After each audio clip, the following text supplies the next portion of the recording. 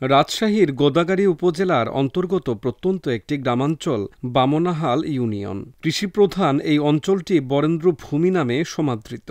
গ্রামটিতে সময়ের সাথে সাথে বাড়ছে ইট কংক্রিটের দালান কোঠা। তবে হালের এই পরিবর্তনেও গ্রামবাসীর আবেগ অনুভূতির জায়গা থেকে সগৌরবে বিবর্তনের সাক্ষীরূপে দাঁড়িয়ে রয়েছে দোতলা একতলা মাটির বাড়ি। ফ্যান চলে, তারপরে যে একটা উপর থেকে যে তাপ পড়ে পাকা বাড়ি, সেই তুলনায় মাটির বাড়ি আসলে অনেক বেটার। আশেপাশে বিল, বরেন্দ্র ভূমি, কৃষি গুণাগুণ বেষ্টিত অঞ্চলটির মানুষ আজও মাটির ঘরে বসবাস করে।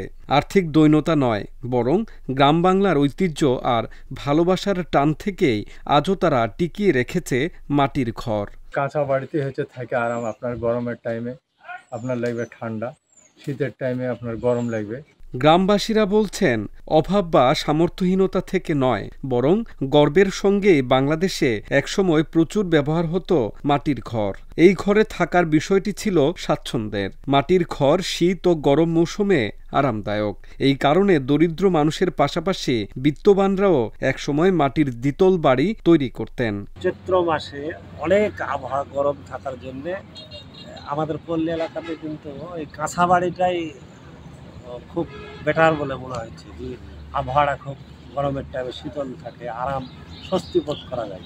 মাটির একতলা দোতলা বাড়িকে বলা হয় গ্রামীণ সংস্কৃতির জীবন্ত জাদুঘর। গত ৫ থেকে ৬ দশক আগেও বাংলাদেশের নানা অঞ্চলে এই দৃশ্য দেখা যেত হরহামেশা। উত্তরের উষ্ণ অঞ্চলগুলোতে মাটির বাড়ির চলন থাকলেও কাল পরিক্রমায় তা একেবারে বিলীনের পথে। মাটির বাড়ির চেয়ে অঞ্চলগুলোতে পাল্লা দিয়ে বাড়ছে ইট কংক্রিটের ইমারত। বরেন্দ্র এলাকা, সেই হিসাবে অতিরিক্ত পাকাতে অতিরিক্ত গরম লাগে।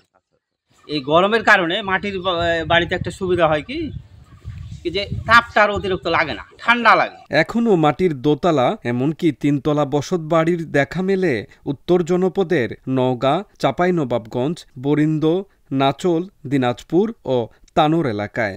বাংলার সমৃদ্ধ ইতিহাস ও বহমান সাংস্কৃতিক ধারার বাহক হয়ে দাঁড়িয়ে আছে মাটির বাড়িগুলো।